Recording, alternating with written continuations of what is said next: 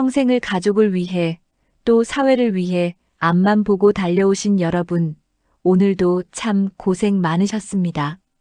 인생의 후반전이라는 이 소중한 시간에 우리를 가장 힘들게 하는 것은 무엇일까요?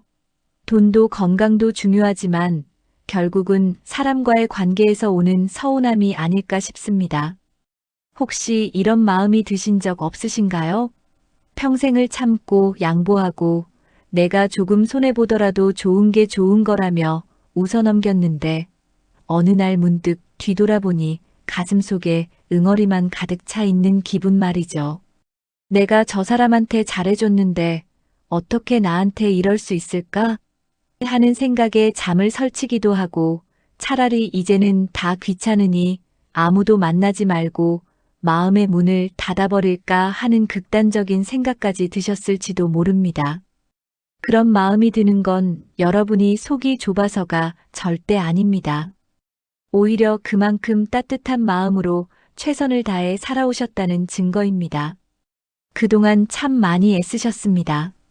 누군가에게 상처를 주기보다 내가 상처받는 쪽을 택했던 그 깊은 배려를 저는 충분히 이해합니다. 하지만 이제는 조금 다른 길을 걸어보셔도 좋습니다. 우리는 흔히 관계에서 문제가 생기면 두 가지 길만 있다고 생각합니다. 끝까지 참고 관계를 유지하거나 아니면 아예 인연을 끊어버리는 것이죠.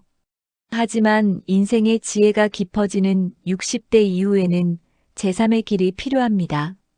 그것이 바로 관계를 끊지 않으면서도 내 마음을 우아하게 보호하는 거리두기의 기술입니다. 주변을 한번 돌아보세요. 어떤 분은 작은 일에도 버럭 화를 내며 관계를 망치고 어떤 분은 속으로만 사귀다가 병이 납니다. 그런데 또 어떤 분은 할 말은 다 하는 것 같은데 품위가 느껴지고 사람들과 적당한 거리를 유지하면서도 존경을 받습니다.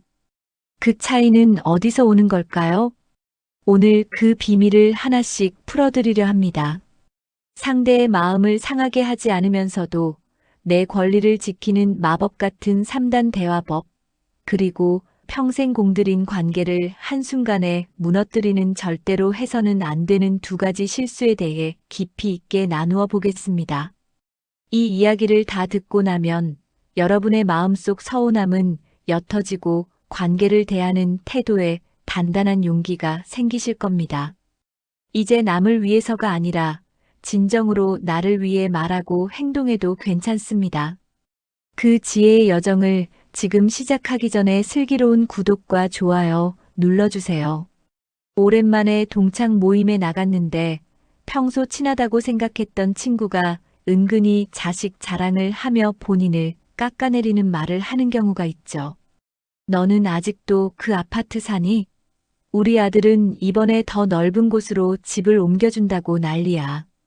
이 말을 듣는 순간 가슴이 철렁 내려앉았지만 분위기를 망치고 싶지 않아 억지 웃음을 지었던 순간 집에 돌아오는 길에 그 말이 자꾸 맴돌아 화가 나 그 친구와 다시는 보고 싶지 않다는 생각까지 들겠죠.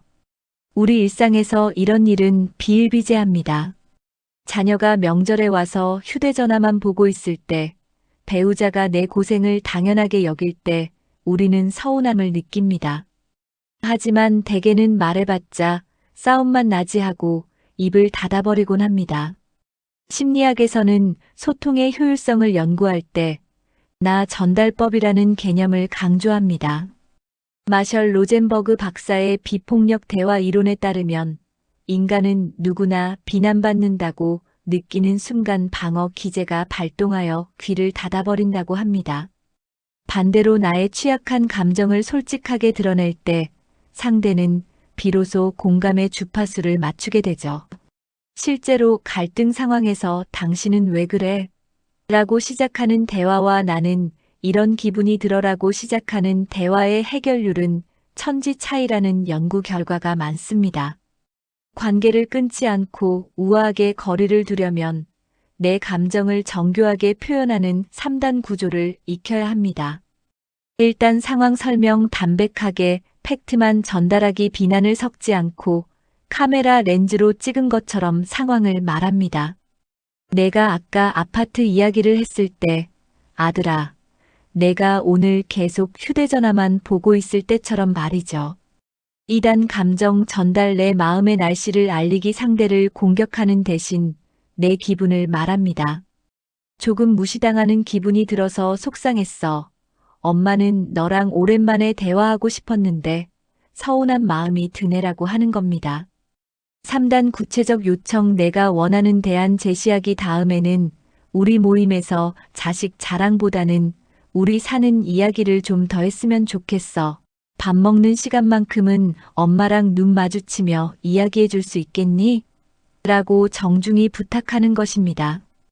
이것이 왜 우아한 거리두기일까요? 내 감정을 명확히 전달함으로써 상대가 넘지 말아야 할 선을 알려주기 때문입니다. 무작정 참는 게 아니라 여기까지가 나의 경계선임을 품격 있게 알리는 기술이죠. 고대 그리스의 철학자 아리스토텔레스는 중용을 강조했습니다. 그는 누구든 화를 낼 수는 있다.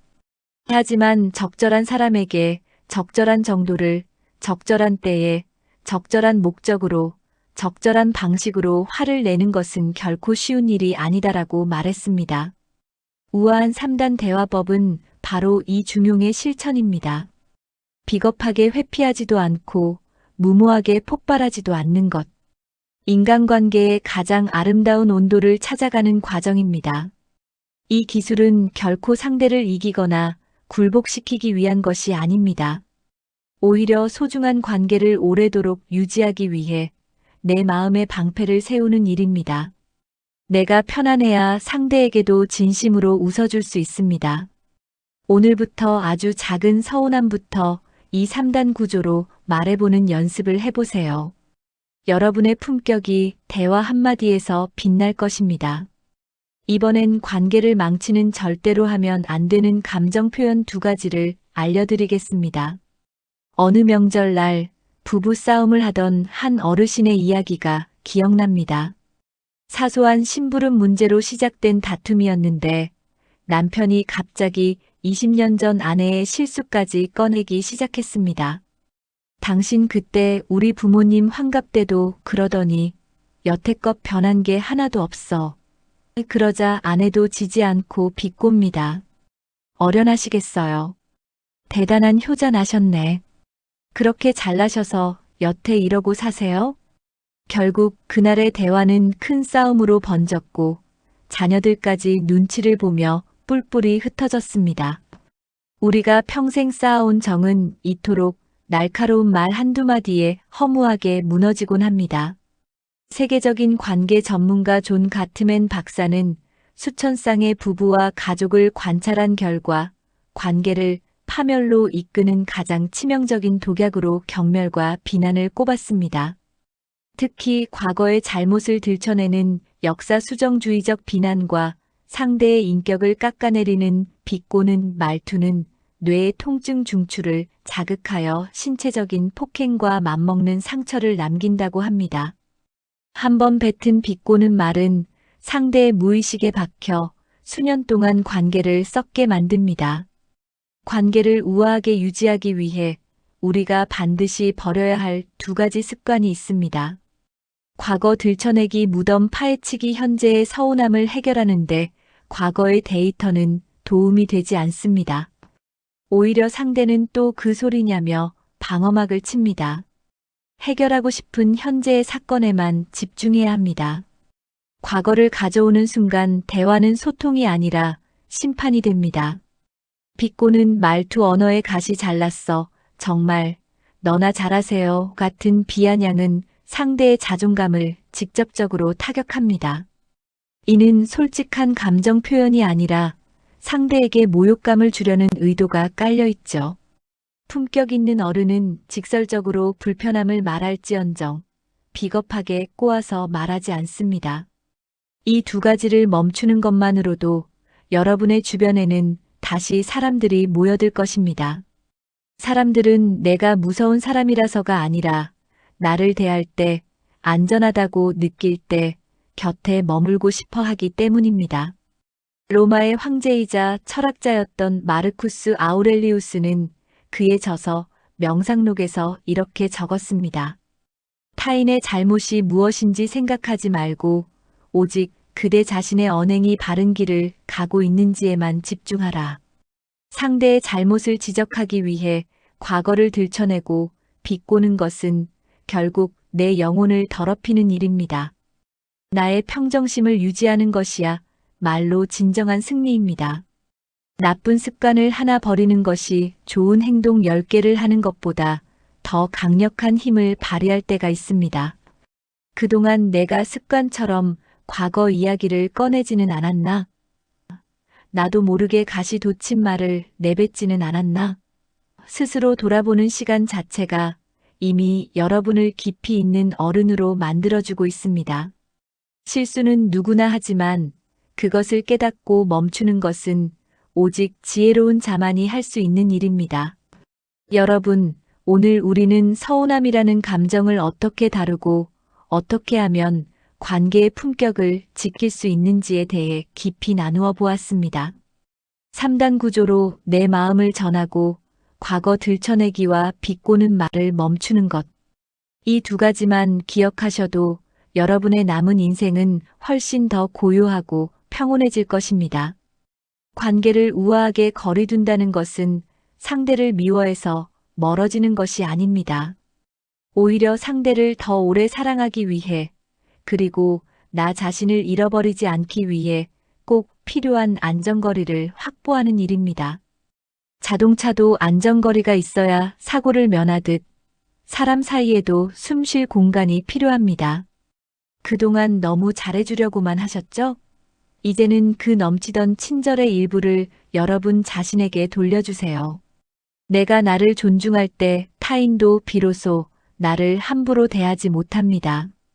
여러분의 주름은 그동안 참아온 인내의 흔적이 아니라 수많은 풍파를 견디며 얻어낸 지혜의 훈장입니다. 오늘 이 영상이 여러분의 가슴 속 응어리를 조금이나마 녹여드렸기를 바랍니다. 여러분은 충분히 존경받을 자격이 있고 사랑받을 가치가 있는 분들입니다. 이제는 조금 더 가벼운 마음으로 더 당당하고 우아하게 세상과 마주하시길 응원합니다.